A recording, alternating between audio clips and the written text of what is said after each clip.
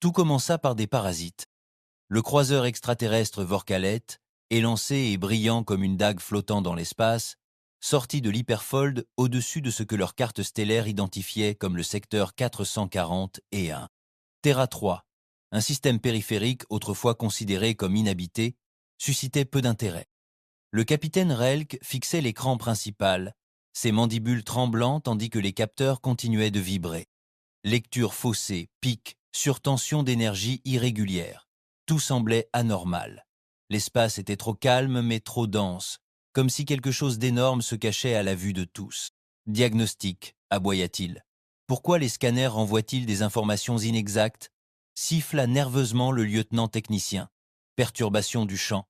Résonance inconnue. Peut être artificielle. Ne correspondant à aucun profil précédent. Le capitaine Relk se retourna lentement, les yeux plissés. Artificiel? Ce n'était pas bon. C'était le genre de prédiction qu'on obtenait avant de heurter un champ de mine. Ou pire, un piège.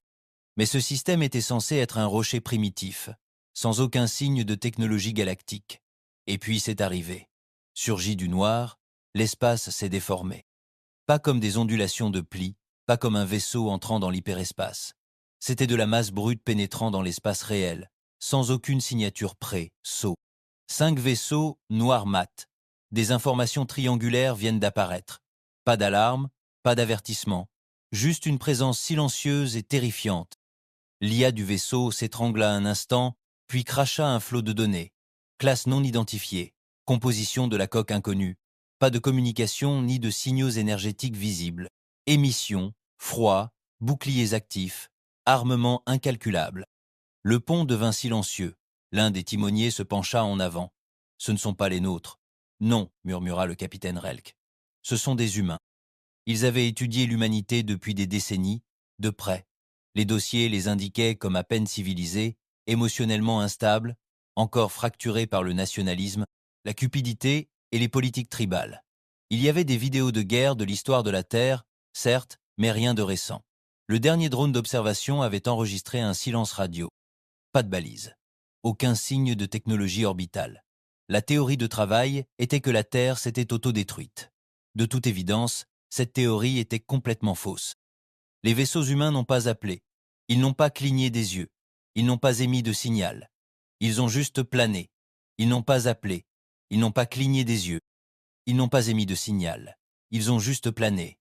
Ouvrez les communications standards, ordonna Relk, essayant de respecter le protocole. Ici le capitaine Relk du vaisseau de l'Alliance Télécar, Vorkalet. Nous arrivons en paix, demandant un contact et une identification pacifique. Aucune réponse. 10 secondes passèrent, puis 30, puis 1 minute. Réponse, 10 secondes passèrent, puis 30, puis 1 minute. Toujours rien, dit l'officier des communications, pâle et tremblant. Mais, monsieur, ils verrouillent leur cible sur nous. Échappez-vous, cria Relk. Bouclier levé, vecteur de retraite complet. Il n'en finit pas. Le vaisseau humain de tête ouvrit le feu avec un rayon qui n'était ni lumineux, ni plasma, ni reconnaissable. C'était une masse, condensée en un mince filet de gravité dirigé, qui déchira l'avant de Vorkalet comme du papier. L'atmosphère se déchaîna. L'équipage hurla. Le métal hurla plus fort. La passerelle perdit sa gravité. Des étincelles dansèrent dans l'air tandis que la moitié des consoles explosait. Le capitaine Relk s'écrasa contre un mur, le sang coulant de sa bouche, un œil disparu, la vision brouillée. Il pouvait encore voir l'un des vaisseaux bouger, lentement, délibérément. Ils n'avaient pas peur, ils n'étaient pas pressés, ils étaient en chasse, et ce n'était pas seulement le Vorkalet. Les capteurs longue portée s'allumèrent avant de s'éteindre. D'autres croiseurs de la flotte étaient engagés, déchiquetés, engloutis par des explosions qui repliaient leurs coques sur elles-mêmes. Ils étaient tous paniqués, non pas à cause des dégâts, ni même de la mort, mais par incompréhension. Ce n'étaient pas des extraterrestres avec lesquels ils pouvaient comprendre ou négocier.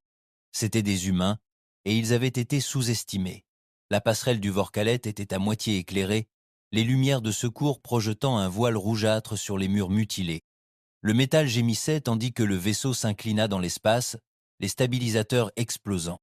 L'odeur de peau brûlée et de liquide de refroidissement emplissait l'air. Ceux qui n'étaient pas encore morts auraient préféré l'être. Le capitaine Relk cracha du sang dans sa paume. Une jambe resta immobile. Sa vision se brouilla. Des étincelles jaillirent quelque part près des vestiges du panneau de commande principal. Plus d'affichage, plus d'indications d'état. Juste une terreur viscérale et une sensation de pulsation à la base du crâne. Ce même instinct brut qui avertissait sa proie quand le prédateur n'avait pas fini de se nourrir. Les humains ne l'avaient même pas encore poursuivi. C'est ce qui l'a brisé. Ce silence. Ces navires ne se sont pas rapprochés pour les achever. Ils sont restés immobiles, tels des lions attendant que la gazelle se vide de son sang. Il se hissa vers la console de poignée d'un officier mort. Système manuel. Brûlé à moitié. Inutile. En une seconde, ils avaient été réduits à l'état de créatures primitives. Un équipage de plus de 400 guerriers, chercheurs et techniciens, réduits à l'état de coquilles haletantes dans une coquille mourante. « Capitaine », murmura quelqu'un. Il se retourna. L'ingénieur Zorik, jeune, tremblant, couvert de suie et de sang, s'accrochait au mur derrière la ventilation auxiliaire. Son bras gauche était mutilé, et un os saillait près du coude. Mais ses yeux étaient plus clairs que ceux de n'importe qui d'autre. Sain, pour l'instant. « Nous avons perdu les systèmes de survie, » dit Zorik, à peine audible. Les réacteurs principaux ont été touchés, les cœurs de secours se sont évacués. J'ai scellé les compartiments, mais nous perdons de l'air. Combien de temps ? Demanda Relk d'une voix grave. Zorek leva les yeux comme si le plafond allait lui faire grâce. 10 minutes peut être moins. Il était inutile de demander un contrôle des dégâts. Il n'y avait plus d'équipage à qui donner des ordres, et aucun espoir de secours. Il n'était pas seulement attaqué, il recevait une leçon. Nous ne pouvons pas avoir été le seul vaisseau touché, dit lentement Relk. La flotte de reconnaissance comptait 6 croiseurs. Si quelqu'un parvenait à atteindre Hyperfold, être pourrait-il avertir le haut commandement? Zorek ne répondit pas. Son silence révélait tout à Relk. La flotte de reconnaissance entière avait probablement disparu. Pas de survivants, pas de message, juste une disparition. Et les humains se moquaient bien de se vanter ou de se mettre en avant. Ils agissaient, tout simplement.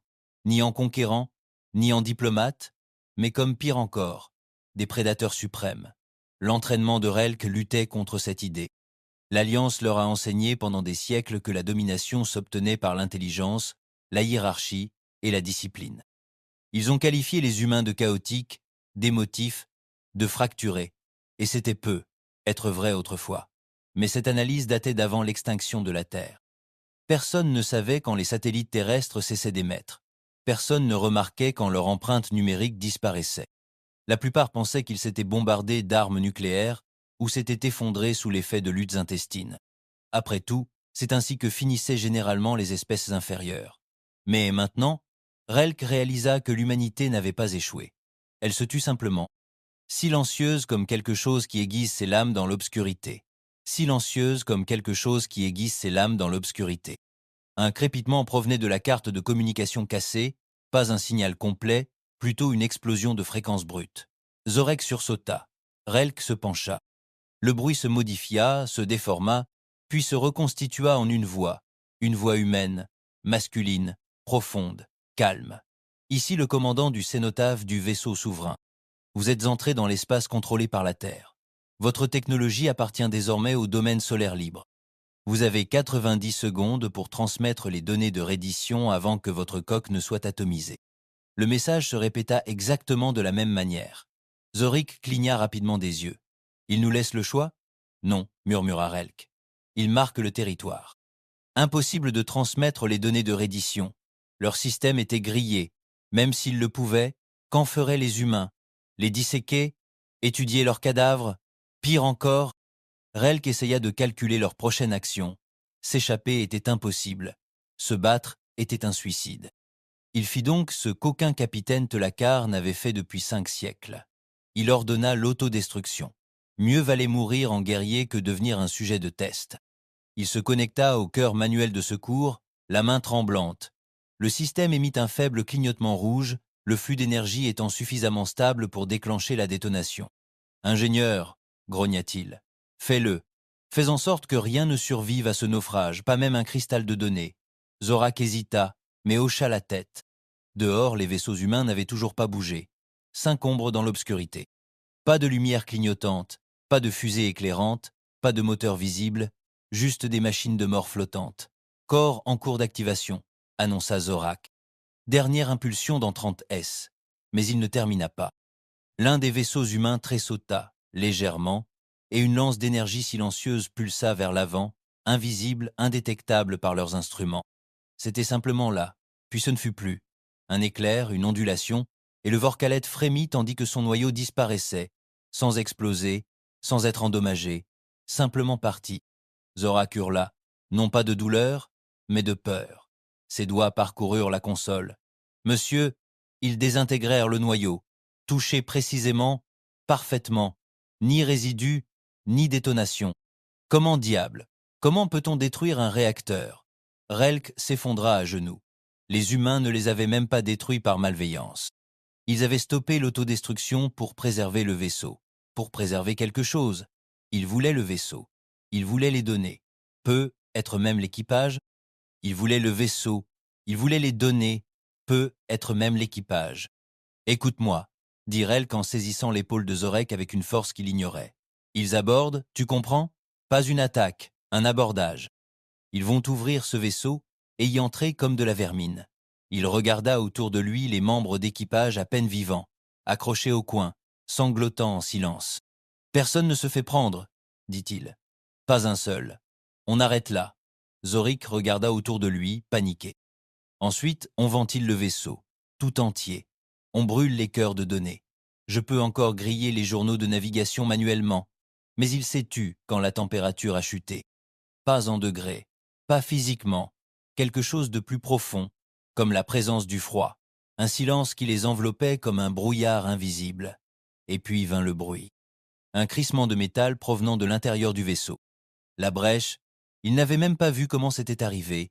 Une seconde, il y avait un couloir intact. L'instant d'après, un trou si net qu'on aurait dit un dessin. L'atmosphère ne s'échappait pas. Elle avait tout simplement cessé d'exister. Des pas résonnaient, lourds, précis. Pas le cliquetis des exosquelettes motorisés comme celle de l'Alliance. Pas celui des méchas. Bottes humaines. 3 ombres surgirent de la brèche. Humanoïdes, blindées, noires mat. Aucune marque, aucune arme visible, mais elles irradiaient de violence. La silhouette de tête enjamba le corps d'un timonier mort comme s'il s'agissait d'un bagage. Zorak leva instinctivement la main. « Rendez-vous !» La silhouette ne s'arrêta pas, ne parla pas, se contenta de regarder. Puis il leva une main, paume vers l'avant. Zorak se figea. Relk aussi. Et puis tout dans la pièce. Tout soulevé dans les airs. Pas projeté, pas explosé, juste suspendu. Corps, console, même des fils électriques, maintenus en place par une force invisible. Zorek à l'état. Ce n'est pas de la technologie, c'est un retournement de situation. Pas de la technologie, c'est un retournement de situation. Chaque objet suspendu tournoya violemment dans les airs, puis s'écrasa contre les murs à l'unisson. Le crâne de Zorik craqua comme un fruit. Relk heurta le mur avec une telle violence qu'il perdit connaissance. À son réveil, il était seul. Pas seulement sur la passerelle, le vaisseau était vide. Plus un corps, plus aucun bruit, plus aucune lumière. Seul le souffle de ses poumons et le bourdonnement discret des machines qu'il ne contrôlait plus. Il ne savait pas combien de temps il était resté assis là. Le temps n'avait plus de sens. Ils auraient pu l'emmener il y a des heures, peut être des jours. Mais la voix revint. Ton échec est total. Tu n'étais pas préparé. Tu ne le seras jamais. La Terre n'est plus ouverte aux visiteurs. Nouvelle pause. Bienvenue dans la nouvelle galaxie. Et c'est ainsi que Relk comprit. Et d'un coup, Relk comprit. Ce n'était pas une guerre, c'était une réintroduction. Les humains avaient attendu, observé, construit en silence. Et lorsqu'ils émergèrent, ils ne négocièrent pas, ils ne commercèrent pas, ils n'expliquèrent rien, ils montrèrent simplement à la galaxie ce qu'ils étaient devenus. Et cela terrifia tout ce qui respirait. L'amiral Draken, de la coalition Verne, se tenait au milieu de la salle de commandement, les bras serrés dans le dos, un silence pesant s'abattant sur la pierre noire et froide qui l'entourait. Des dizaines de hauts fonctionnaires étaient alignés dans la salle en demi-cercle, de hautes silhouettes reptiliennes, à la peau grise, cornue et calculatrice, chacune rivée sur la même séquence vidéo déformée et vacillante, diffusée au centre de la pièce. La dernière transmission du Vorkalet, aucun visuel, seulement du son, des parasites, puis la voix. Vous êtes entré dans l'espace contrôlé par la Terre. Votre technologie est désormais la propriété du libre domaine solaire. Le message a tourné en boucle, comme dans le flux corrompu reçu plus tôt. Plus aucune donnée. Plus de survivants. La mâchoire de Draken s'est contractée. La peau sous son œil écailleux a tremblé. Il avait mené des campagnes militaires contre la rébellion Sereti. Il avait vu des colonies entières brûler. Mais là, c'était différent. Les humains n'avaient pas déclaré la guerre. Ils n'avaient formulé aucune exigence. Ils n'avaient même pas laissé un seul cadavre derrière eux. Le Vorkalet avait été neutralisé, pas vaincu. Un navire de guerre démantelé en quelques secondes. Ce n'était pas une bataille. C'était une démonstration. Je les avais prévenus, murmura le général Actol, d'une voix basse et amère. Nous aurions dû stériliser ce système il y a des années. Nous avons tous vu les signaux d'alarme lorsque la Terre s'est éteinte. Plus de communication, plus de signaux de colonies, plus de commerce avec l'extérieur. Mais le Conseil les a déclarés éteints. Draken hocha lentement la tête d'une voix froide. Ils ne se sont pas éteints, ils se sont tus. Le silence s'abattit sur la salle. L'un des agents de liaison technique s'avança nerveusement et plaça une tablette de projection sur l'écran. Nous avons analysé les fragments restants de la transmission de Vorkalet. Ils révèlent des traces de champs gravitationnels dirigés, militarisés à l'échelle tactique, impossibles selon les données physiques connues. Un autre ajouta, les capteurs détectèrent un repli quantique momentané, pas un saut complet, ni un déplacement de trou de verre. Un repli quantique, pas un saut complet, ni un déplacement de trou de verre. Autre chose, ils ne sautèrent pas simplement dans l'espace réel, ils y pénétrèrent latéralement. Drekka plissa les yeux. Latéralement, une fuite de phase, murmura le technicien. Les vaisseaux humains provenaient d'un vecteur de poche, comme s'ils y étaient déjà, mais non. L'un des anciens conseillers montra les dents. Ils ont développé des armes de phase et des transits spatiaux furtifs. Cela viole toutes les limites connues de la technologie pré-ascensionnée. Êtes-vous en train de dire que les humains ont ascensionné pendant que nous ne regardions pas? Non, dit Draken. Je dis qu'ils ne voulaient pas que nous regardions. Il y eut un silence profond et pesant. Ils ont caché Ascension, murmura quelqu'un. C'était impensable. L'ascension, franchir la barrière ultime entre la civilisation biologique et la capacité interdimensionnelle, était un événement célébré, diffusé, utilisé à des fins de domination politique. Il nécessitait généralement des milliers d'années de recherche, des milliards de crédits, des dizaines d'IA ratés et des sacrifices planétaires. Mais l'humanité l'avait fait en silence. Ou peu, être pas par ascension au sens traditionnel du terme. Peu, être avait-il trouvé une autre voie. Une route plus sale, plus rapide, plus dangereuse, celle que seuls les humains s'aventureraient. Draken se souvint des vieilles archives. À l'époque où les humains avaient pris conscience de la galaxie, ils étaient bruyants, primitifs, émotifs, instables. Ils construisirent des vaisseaux encombrants et lancèrent des bombes nucléaires comme des accès de colère. Ils se battirent plus que quiconque. Le Conseil se moqua d'eux. Mais la Terre se tut. Drakon avait été l'un des rares à exprimer ses inquiétudes. Un tel silence de la part d'une espèce aussi chaotique était contre nature. Mais personne ne l'écouta. L'Alliance Télécar se concentra sur l'expansion, la guerre et la diplomatie. La Terre était un fantôme, un monde de bas étage, grave et sans valeur. Rien n'y entrait, rien n'en sortait, jusqu'à maintenant. Jusqu'à ce que 5 vaisseaux anéantissent une flotte de reconnaissance. Jusqu'à ce que 5 vaisseaux anéantissent une flotte de reconnaissance. Il nous faut une flotte de représailles, aboya un général. Frappez-les maintenant, tant qu'ils réapparaissent. Avec quoi? S'exclama Draken en se retournant vers lui. Vous voulez envoyer nos croiseurs dans ce système et les laisser disparaître aussi? Ils n'ont pas seulement détruit le Vorkalet, ils ont intercepté l'autodestruction, démonté le noyau en cours de route et retiré les corps sans alerter aucun système de surveillance. Vous mesurez seulement l'ampleur d'un tel contrôle? Il ne criait pas, mais son ton était mortel. Ce ne sont pas que des navires de guerre, ce sont des chasseurs. Et nous sommes tombés dans leur piège. Le conseiller d'Amarek, le plus âgé d'entre eux, se pencha en avant, ses longs doigts entrelacés. Il existe un précédent, murmura-t-il, dans les anciens parchemins de guerre, une trace de la dynastie Zorin, une race appelée les Alcars, sauvages, planétaires et agressives. Ils ont découvert la manipulation des courants obscurs et l'ont exploité non pas à des fins scientifiques, mais à des fins de violence. Ils ont massacré 6 nations stellaires avant d'être contenus. Draken hocha la tête, et ils furent éradiqués par le collectif. Les yeux du conseiller d'Amarek brillèrent. Peu, être les humains sont-ils l'héritage des Alcars? Ou pire, peu, être que les humains sont l'héritage des Alcars? Ou pire, Peu être sont-ils ce que les Alcars craignaient. Un silence glacial s'abattit sur la pièce. Les implications étaient terrifiantes. « Que faisons-nous » demanda un jeune général, la peur plus que la bravade dans la voix. « Nous n'envoyons pas de vaisseau, » dit Drekan. « Nous envoyons des fantômes. » Tout le monde se tourna vers lui. Il se connecta à son flux de commandes, les yeux faiblement illuminés par un lien neuronal. J'ai un poste d'écoute à la limite du secteur 440 et un site secret géré par d'anciens sous-traitants de l'Alliance. Aucun marquage militaire.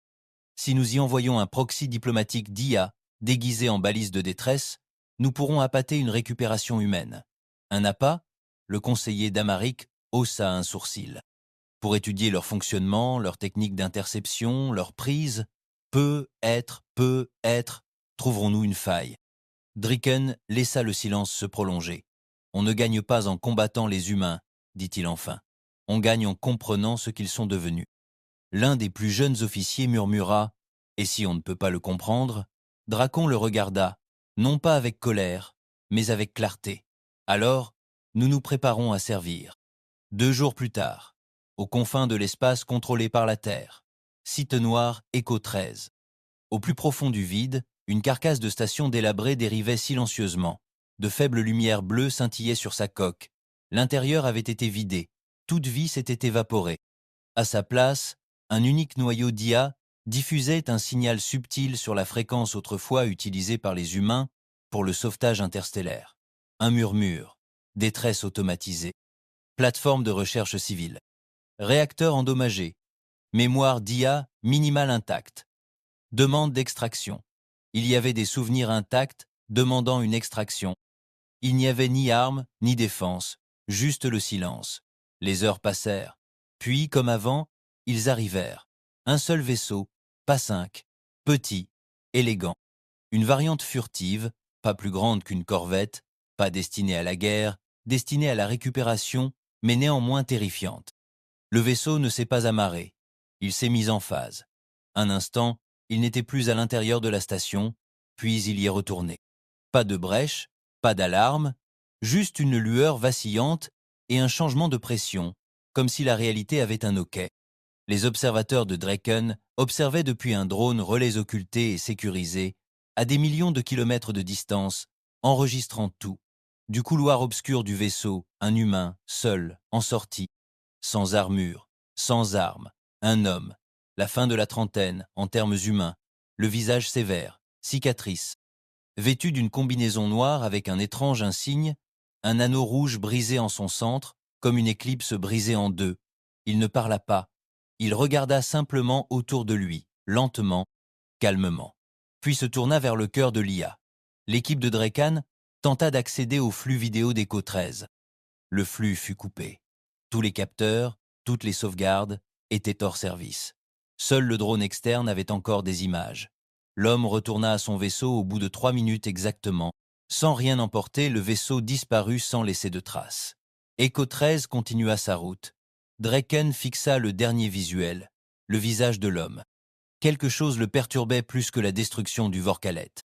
Il n'y avait aucune haine dans son regard, aucune rage, aucune fierté, juste une simple indifférence calculée, comme si tout cela était une routine.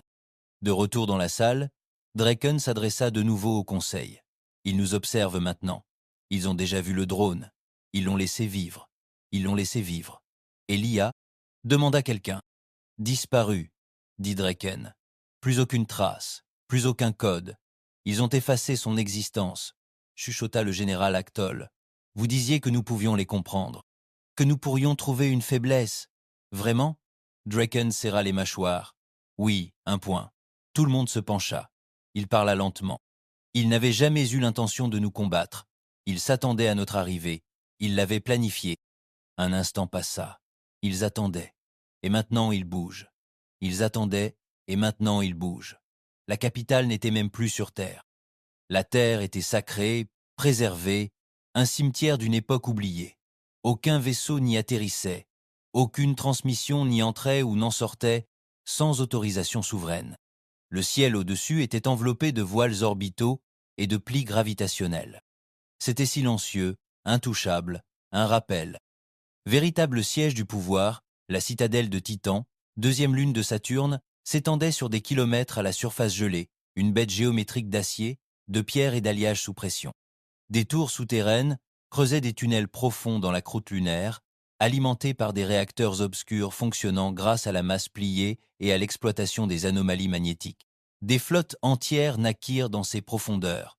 Des armées furent testées dans des simulateurs sous vide sous des lacs de méthane. Dans l'escadre de commandement, le maréchal de flotte Grant Rawdon se tenait devant une carte stellaire du secteur galactique local. Des dizaines de territoires extraterrestres scintillaient de doux contours holographiques.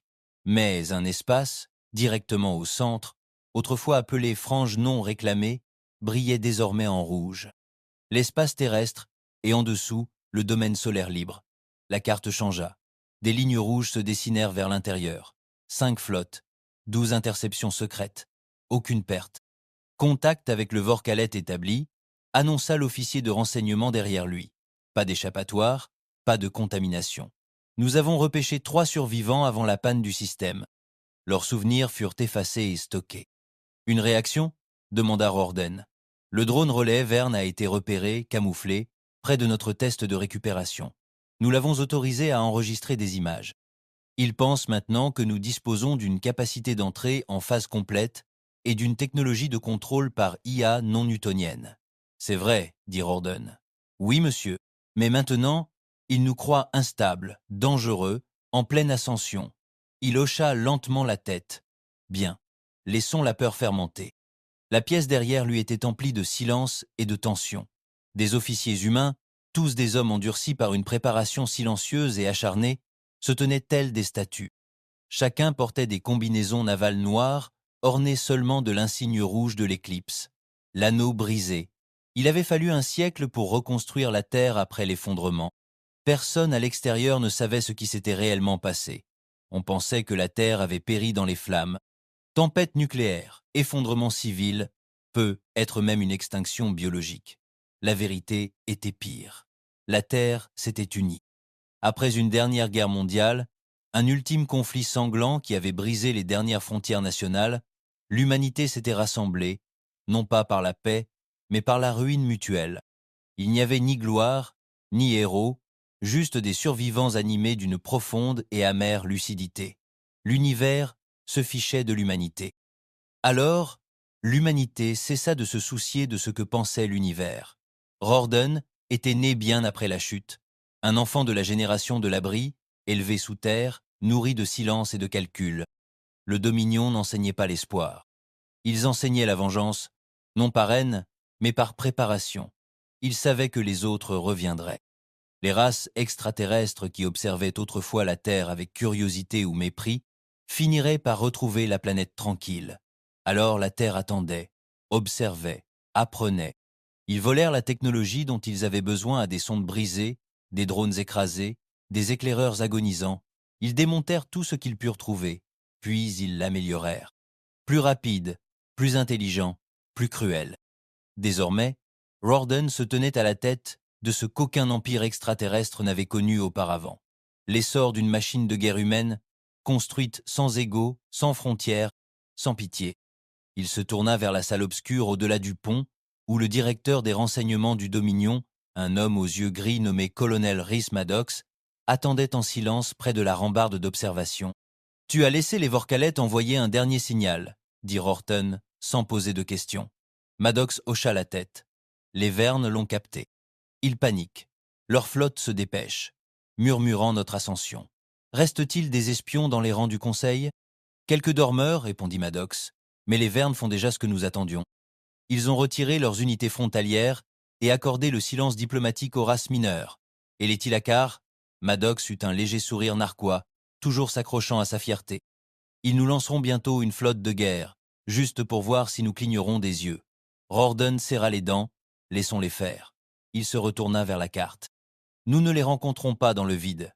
Nous les laissons franchir la ligne de démarcation. Puis nous avons levé le voile. C'est ce que les extraterrestres ne comprenaient pas. La Terre ne se cachait pas seulement derrière une technologie furtive. Elle avait réécrit la physique. La ligne de brûlure était le secret le plus profond du Dominion. Une région de l'espace qui semblait vide, calme, stable, sans défense. Mais elle ne l'était pas. C'était un piège tissé dans l'espace-temps lui-même. Une région pliée par des signatures gravitationnelles et une masse dissimulée, pleine de mines antispatiales, de filets artificiels de matière noire, de champs de traînée nuls et de nanoclusters perforants intelligents, attendant de digérer les intrus en silence. Personne n'a franchi la ligne de brûlure et survécu. Tu es terriblement calme, dit Maddox derrière lui. J'ai passé 20 ans à concevoir ce dans quoi ils vont mourir, répondit Rorden, sans jamais quitter la carte des yeux. Et ils pensent qu'ils envoient des navires de guerre. Ils envoient des données. Devrions-nous diffuser demanda Maddox. Faire une déclaration officielle Rorden secoua la tête. Ils ne méritent pas nos paroles. Ils ont vu notre monde saigner. Ils nous ont laissés en silence. Ils ont fait comme si nous n'étions rien. Nous allons leur montrer ce que devient le néant quand on le laisse tranquille trop longtemps. Maddox resta silencieux un instant, puis il demanda « Et les prisonniers du Vorkalet sont-ils vivants? Sont-ils vivants ?» Techniquement, l'un a perdu un œil, un autre a eu une rupture cardiaque. Le troisième n'a pas parlé depuis son extraction. Ils ont été transférés sur Echo Black. Rorden réfléchit un instant. Que l'unité Aegis extrait les souvenirs. Pas de sédation. Scanner complet. Je veux que les déclencheurs d'émotion et les réactions de peur soient catalogués. Maddox haussa un sourcil. Des contraintes éthiques? Nous n'en avons aucune. Bien. À l'extérieur de la chambre, l'un des voiles orbitaux pulsait faiblement. Une autre flotte avait terminé sa phase d'activation. La flotte du Dominion Theta 4. 10 vaisseaux de guerre, masqués, frigorifiés, affamés. Rorden ne sourit pas. Il n'en avait pas besoin. Ce n'était pas de l'orgueil. C'était le retour. Les humains ne voulaient pas de domination galactique. Ils ne voulaient pas de colonie. Ils ne voulaient même pas de reconnaissance. Ils aspiraient à la vengeance par la domination. Ils avaient vu ce que la galaxie avait à offrir. Avidité, posture, arrogance, politique mesquine, alliances fondées sur des traités et des accords secrets, empire s'effondrant sous le poids de leur propre corruption. Les humains n'avaient aucune patience pour cela. Ils n'avaient pas prévu de s'asseoir à la table galactique, ils comptaient la renverser, incendier la pièce et en construire une nouvelle sans chaise. Maddox se retourna pour partir. Une dernière question persistait. Ils vont demander pourquoi nous avons attaqué les premiers, dit-il. Pourquoi nous n'avons pas négocié. Rorden détourna finalement le regard de la carte des étoiles. Il pensait que le silence signifiait capitulation, dit-il. Ils apprendront désormais que le silence signifiait armer tous les cauchemars qu'ils avaient oublié de craindre. Les Tlacards n'ont pas envoyé d'éclaireurs. Ils ont envoyé un message.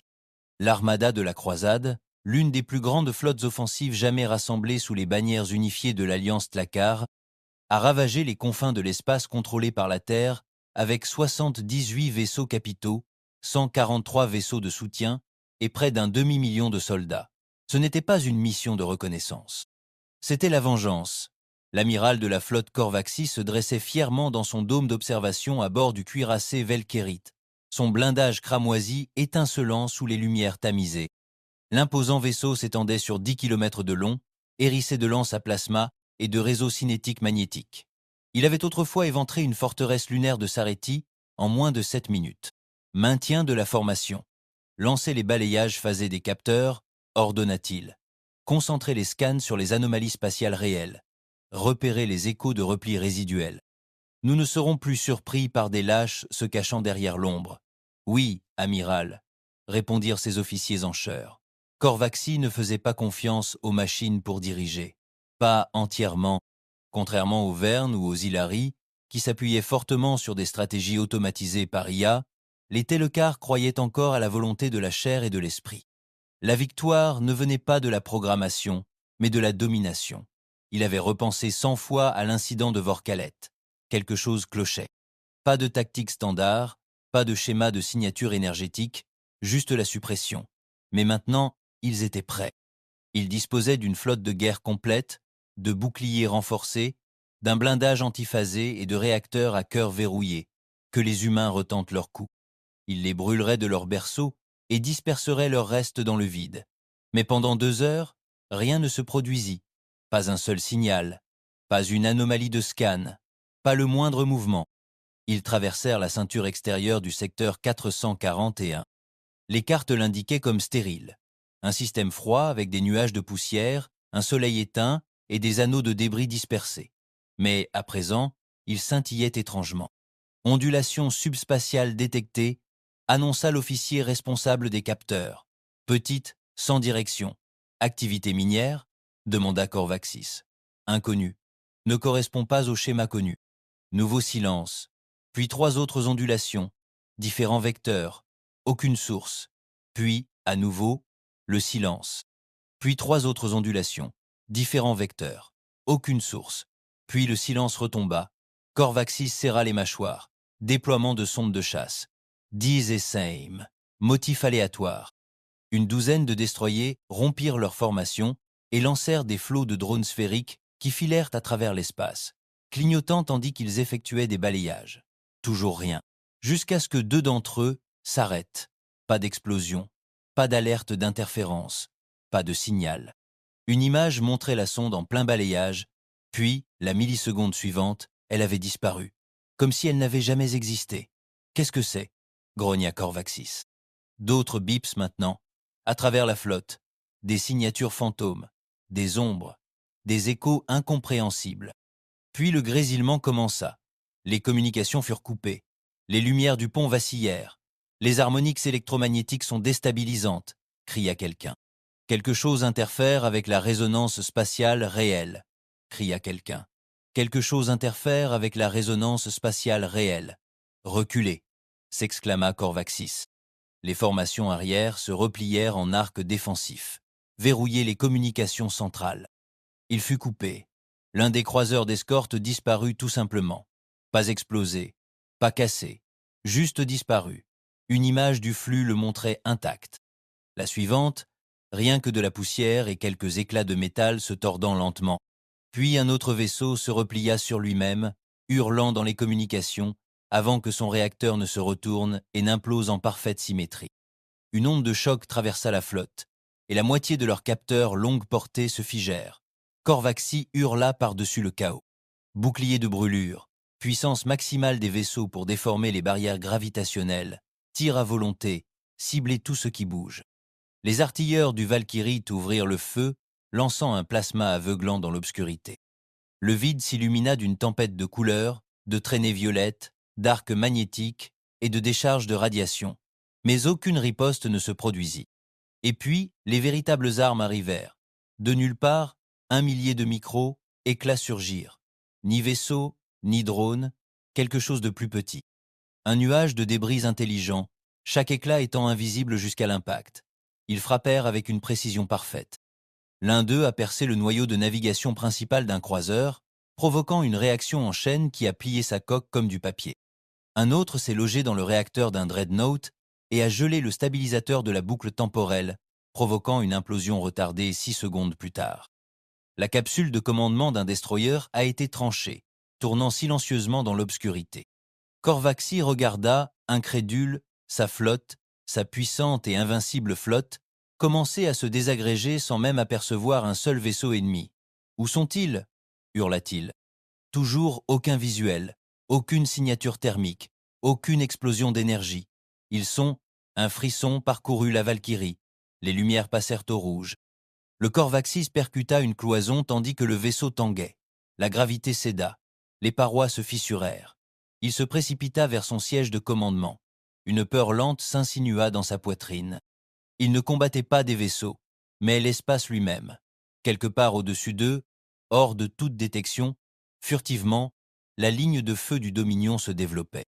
À bord d'un vaisseau de commandement occulté, planant juste à l'extérieur du champ de bataille, le commandant Elias Thorne, l'un des tacticiens les plus impitoyables de la ligne de feu du Dominion, observait en silence. Il ne parla pas, il ne bougea pas. L'interface d'IA à côté de lui pulsait doucement, surveillant des milliers de micros, événements en temps réel. La flotte est en panne, annonça calmement l'IA. Effondrement structurel à 37%, nœud cible neutralisé, grille d'interférence saturée. Thorne hocha la tête. Déphase le voile, dit-il doucement. L'IA obéit. L'espace scintilla, et pour la première fois, les vaisseaux humains apparurent. Pas beaucoup, juste 6. 6 vaisseaux de guerre d'un noir mat avançaient lentement, disposés selon une formation géométrique précise. Ils ne clignaient pas des yeux, ne tiraient pas. Ils flottaient simplement, tels des juges attendant l'exécution de leur sentence. Corvaxy les aperçut enfin, grâce au capteur défaillant. « Verrouillez vos cibles », rugit-il. « Tirez tout ». Et ils le firent. Plasma, torpille, faisceau d'énergie, ogive radiologique, tout s'éteignit d'un coup, un déluge de puissance et de colère. Mais quand il frappa, rien. Chaque arme explosa contre des champs vides d'anti-espace. Le vaisseau de guerre reflétait simplement les lois de l'univers.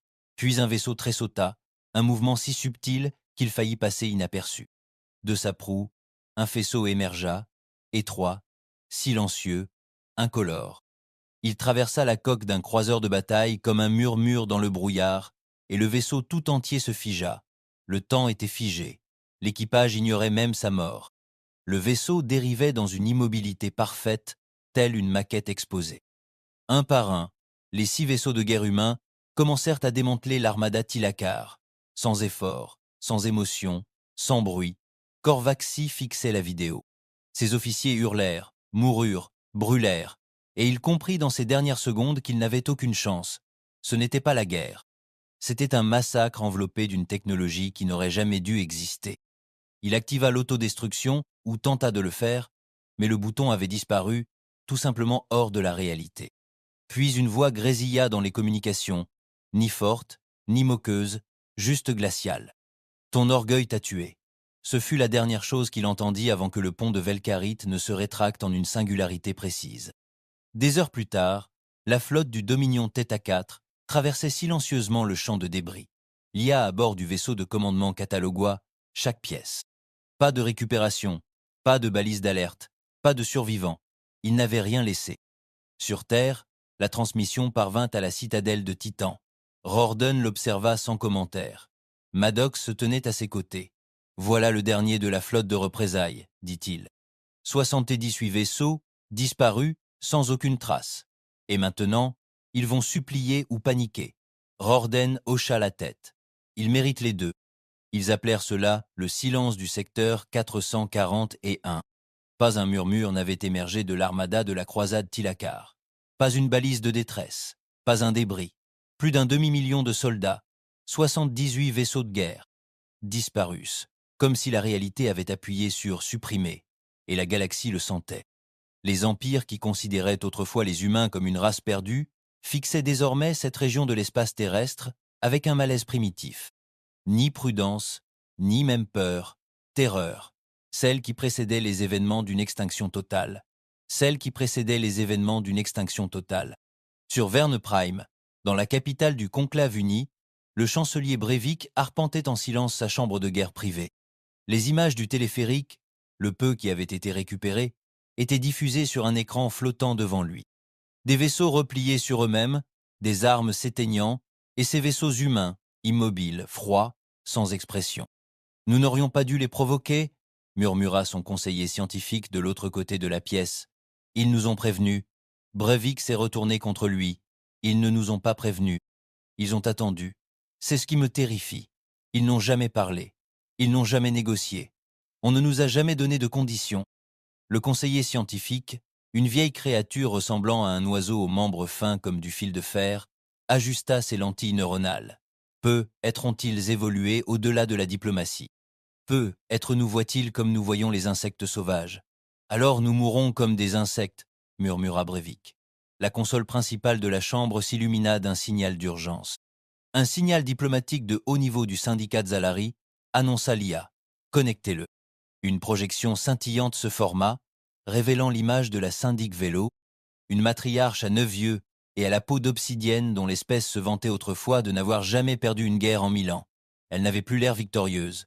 Elle semblait brisée. « Ils sont venus pour notre flotte d'exploration », dit-elle aussitôt. C'était un détachement scientifique, désarmé, composé de 3 vaisseaux seulement. Ils en envoyèrent un. Breivik se pencha en avant. Et alors, ils nous ont abordés. Ils ont pris nos mémoires, tout extrait, et ont laissé un message gravé dans la coque avant de détruire les vaisseaux. La salle se tendit. « Que disait-il » demanda Breivik.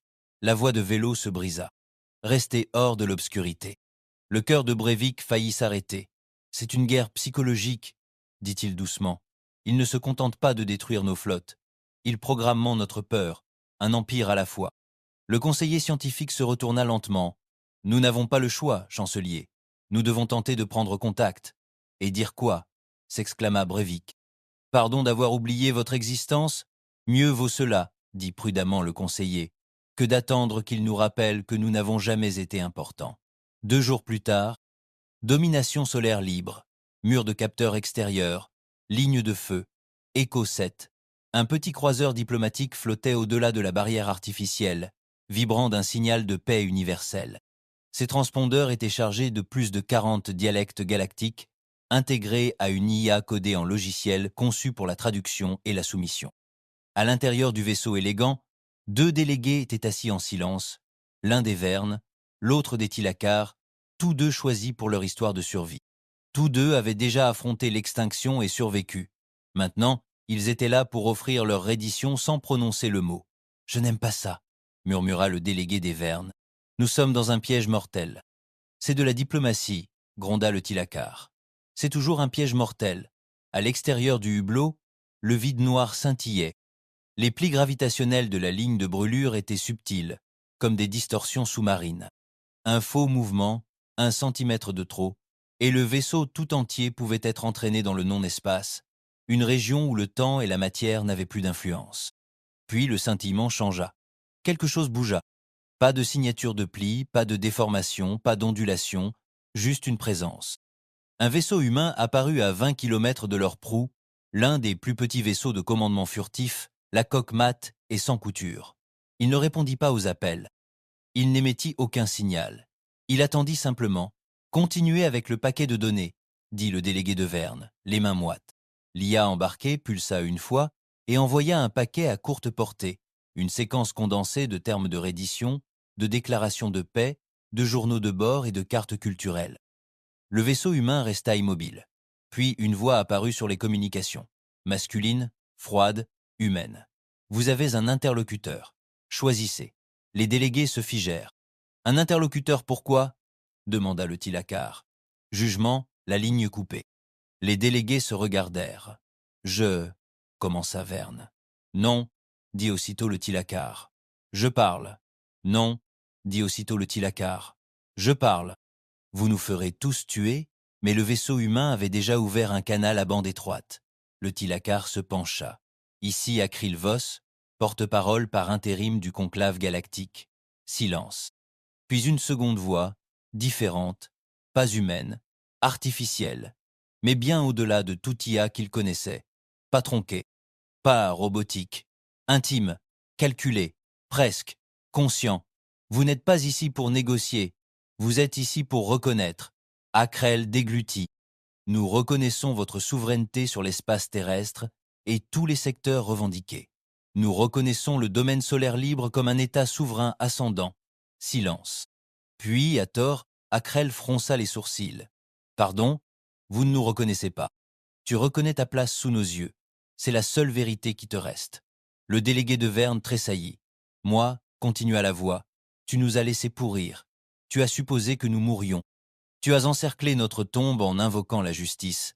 Et maintenant tu prétends que la soumission est une excuse. Nous ne sommes pas en colère. Nous corrigeons la galaxie. » La salle devint glaciale. Puis vinrent les derniers mots. « Le Dominion n'est pas ouvert à la diplomatie. Vous n'enverrez pas de vaisseaux. Vous n'enverrez pas de signaux. Vous obéirez au vide que nous vous accordons et vous serez reconnaissant qu'il ne soit pas plus profond. » La transmission s'interrompit. Le vaisseau humain disparut, sans se déformer, sans bondir, simplement disparut. Le croiseur diplomatique resta silencieux, puis le système de navigation se bloqua. Les moteurs s'arrêtèrent. Un léger ping apparut à l'écran. Voie de retour acceptée. Départ. 3 jours plus tard, de retour sur Verne Prime, chambre du conclave uni. La panique avait commencé. 1 millier de systèmes extraterrestres avaient entendu des murmures. Certains avaient commencé à évacuer les stations périphériques. D'autres à brûler des données pour éviter d'être détectés. Des espèces entières, autrefois ivres d'expansion, s'effondraient maintenant sur elles-mêmes. Breivik se tenait devant le grand conclave, le regard lourd, le corps épuisé. Breivik se tenait devant le grand conclave, le regard lourd, le corps épuisé. « Ils ne veulent pas la paix, dit-il sans détour. Ils veulent l'obéissance, et pire encore, ils ne veulent rien de nous si ce n'est le silence. Alors nous devons nous allier, cria l'un d'eux. Les Vernes, les Tilakars, les syndicates, si nous unissons nos flottes. Quelle flotte? Rugit Breivik. Ils ont anéanti l'armada de la croisade sans même montrer leur visage. Ils ont effacé Écho 13 du temps. Ils ont intercepté tous les signaux avant même que nous nous rendions compte qu'ils nous observaient. Un scientifique intervint, la voix tremblante. Nous avons commencé à cartographier les anomalies gravitationnelles dans plus de 900 systèmes. Le schéma se propage. Breivik s'agrippa au bord du podium. Il ne se contentait pas de défendre la Terre. Il conquérait la réalité. Le noyau de la Terre était encore chaud, mais il ne vibrait plus de vie. Pas celle qui autrefois l'emplissait de chants, de rires ou de chaos. Cette Terre était morte. Celle-ci respirait en silence, soigneusement préservée, sacrée, le dernier musée des péchés de l'humanité. Au-dessus de la surface, dans un berceau orbital silencieux, enveloppé dans l'ombre de Saturne, les archives internes du Dominion flottaient telles une étoile mortenée. Pas de fenêtre, pas de port de transmission, pas de coordonnées enregistrées sur une carte interne. Elles étaient invisibles pour le reste du Dominion, même pour la plupart de ses dirigeants.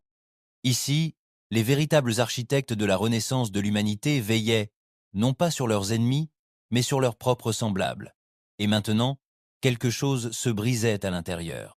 L'agent Lukenreith arpentait le sous-niveau 9 des archives, des flux neuronaux traversant son œil gauche tandis qu'il lisait des documents interdits, des journaux marqués du sceau rouge d'Exocom Null.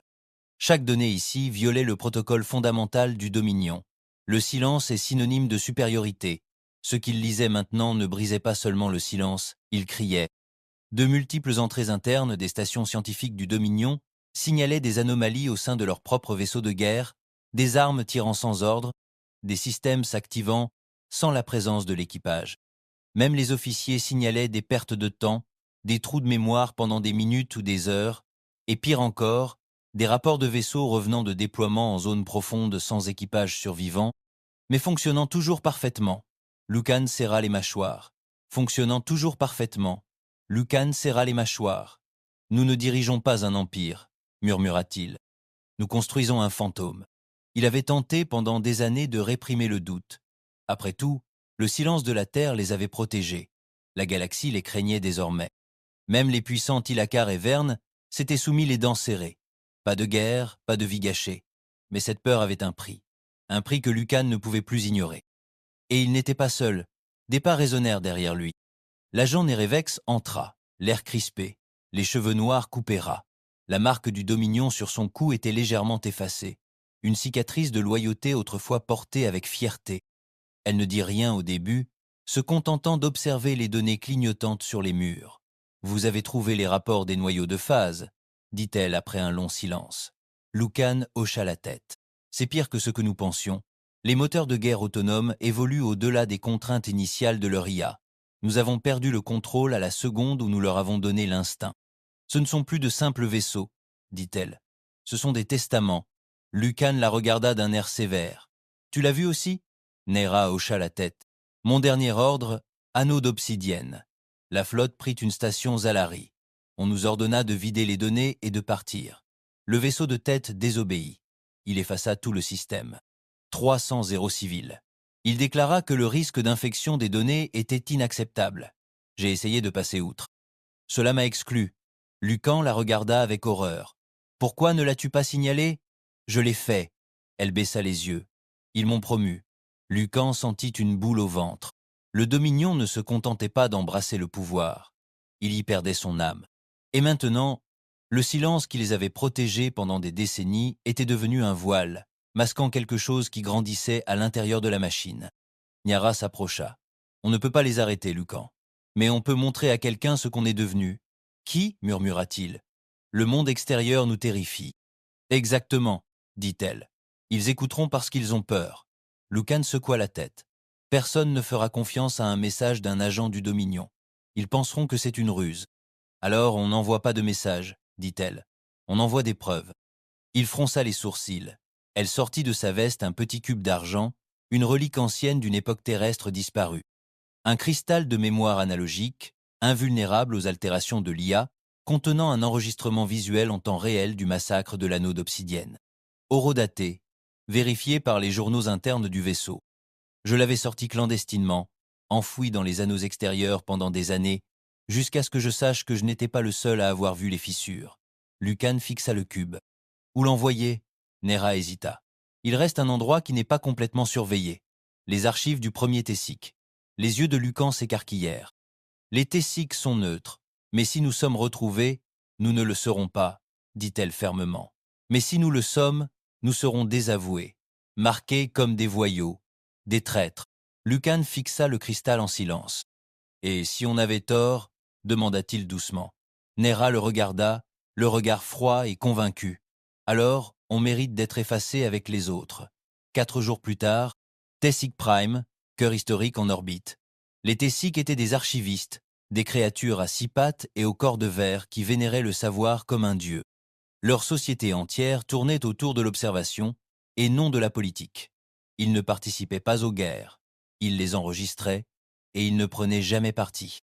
Alors, lorsqu'une capsule de messagerie humaine silencieuse s'écrasa sur l'un de leurs nids de données orbitaux, laissant derrière elle un unique noyau de mémoire analogique, les Tessic firent ce qu'ils avaient toujours fait, ils observèrent.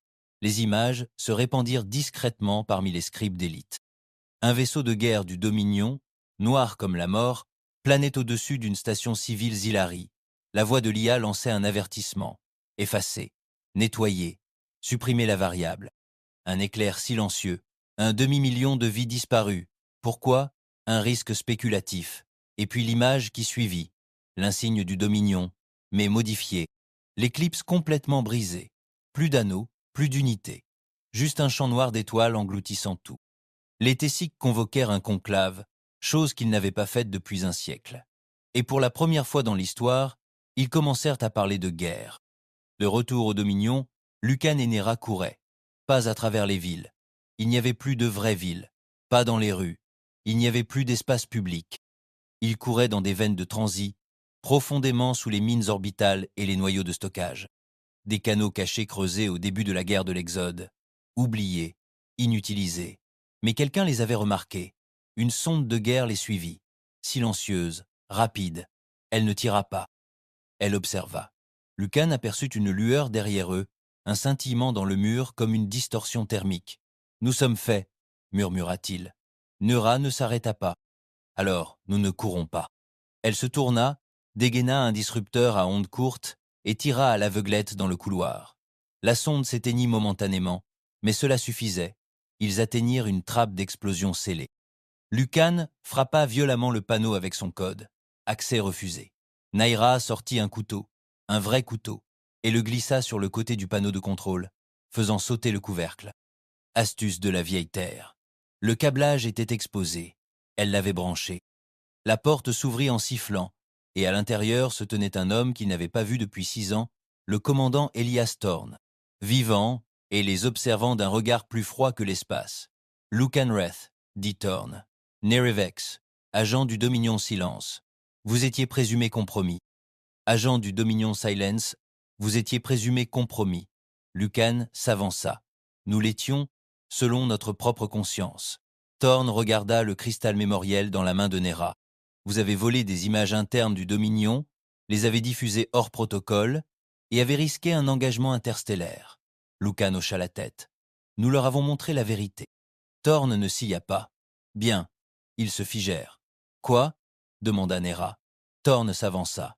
Le silence ne pouvait plus durer. Certains d'entre nous le savaient. Les yeux de Lucan se plissèrent. Certains? Il y a des gens au sein du Dominion, dit Thorne prudemment, qui comprennent que la peur absolue se retournera contre elle-même. Ce contrôle doit être précis. Qui comprend que la peur absolue se retournera contre elle-même. Ce contrôle doit être précis, calculé, équilibré par l'illusion. Tu veux une guerre civile? Demanda Nera. Non, répondit Thorne. Je veux une correction. Le Dominion a été créé pour protéger l'humanité, pas pour devenir un dieu. Il tendit la main. Viens avec moi. Lucan hésita, puis lui tendit le cube. Thorne l'écrasa dans sa paume et inséra la puce centrale dans un nœud relais proche. Non pas pour l'effacer, mais pour la télécharger dans toutes les archives connues, même le réseau galactique.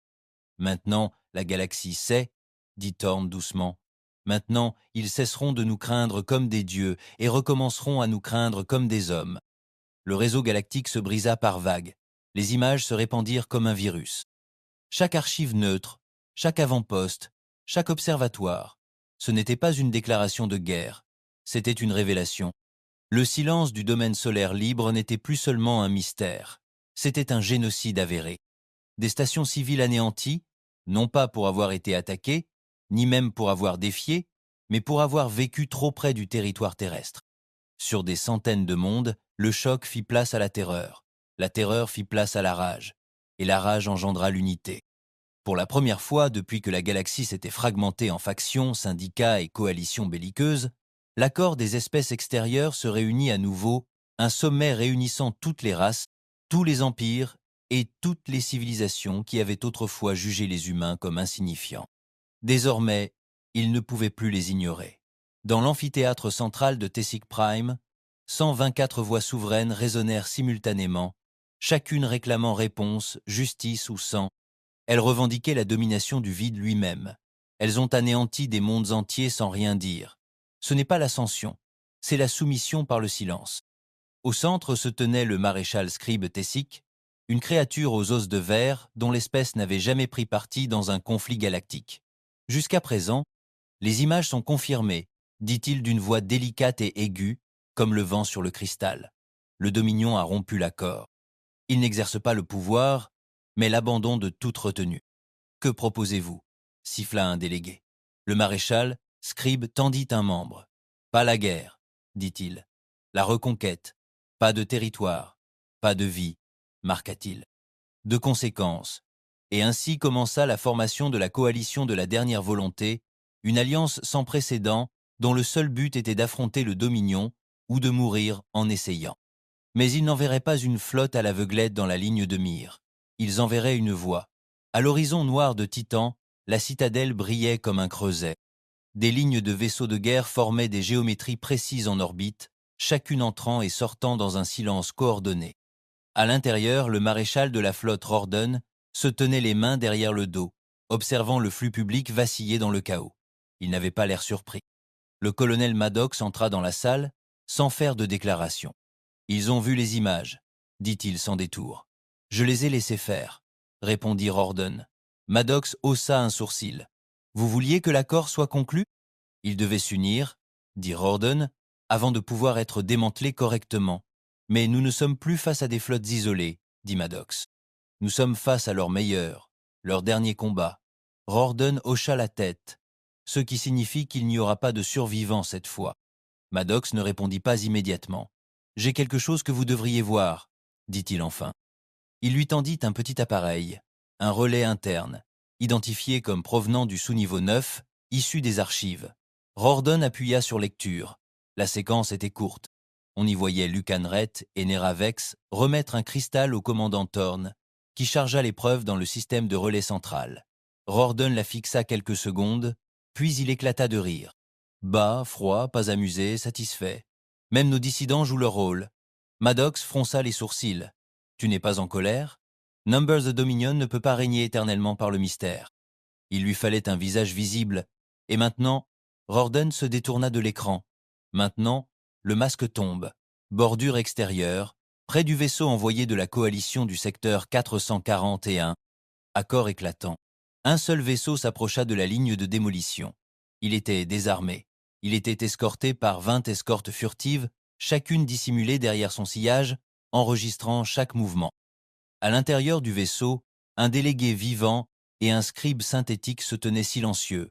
Ils étaient là pour poser l'ultimatum final, le retrait des systèmes annexés, la responsabilité publique des crimes de guerre commis par le Dominion, dissolution de la ligne brûlée. Et sinon, ce sera la guerre. Une véritable guerre, une guerre définitive, non pas entre nations, mais entre l'humanité et tous les autres. Le scribe synthétique activa le canal de communication. Un léger bourdonnement, aucune réponse, puis une voix unique, ni entièrement humaine ni mécanique, répondit. « Vous avez apporté des mots à une maison de fantômes. » Le délégué inspira. « C'est votre dernière chance de revenir à la table galactique. La paix est encore possible. » La voix répondit après un long silence. La paix est une histoire que les faibles racontent pour éviter les conséquences. Le scribe synthétique ajusta la fréquence de diffusion. Attention, ce message est enregistré et retransmis en direct au Conseil de l'accord. Qu'il regarde, répondit la voix. Qu'il voit ce qui arrive à la galaxie lorsqu'elle abandonne la Terre une fois et pense ne plus jamais payer. Une onde parcourut le vide. La ligne de brûlure s'ouvrit et la Terre elle-même apparut derrière elle, premier aperçu public de la nouvelle Terre depuis 90 ans. Elle était noire, ni morte, ni brisée, mais reconstruite. Une sphère de mégapoles superposée, d'anneaux orbitaux, de grilles de défense qui enveloppaient la planète comme une armure. Chaque centimètre carré était conçu. Mais ce qui ressortait le plus était l'absence de lumière. Pas de fusées éclairantes, pas de floraison atmosphérique, juste un monde observant. Attendant, la voix de Rorden brisa le silence. Envoyez vos flottes, envoyez vos martyrs, envoyez vos derniers espoirs. Lorsque vous atteindrez nos murs, nous vous montrerons ce que signifie être oublié. La ligne de feu s'est effondrée. Le message a pris fin. Et la coalition savait qu'il n'y aurait pas de reddition, seulement un jugement. Une semaine plus tard, la coalition du bord extérieur de la ligne de feu a unifié sa flotte. Ils sont arrivés avec 342 vaisseaux de guerre, toutes les classes, toutes les races, toutes les tactiques que la galaxie avait jamais utilisées en 10 ans de guerre. Et le Dominion envoya 12 vaisseaux, chacun noir mat, sans nom, sans annonce. Les commandants de la flotte marquèrent une pause. « Ce doit être un appât », dit l'un. Dès lors, marmonna un autre. Mais soudain, les vaisseaux noirs se mirent en mouvement. L'un d'eux traversa l'espace en clignotant, se téléportant à travers des vides de phase.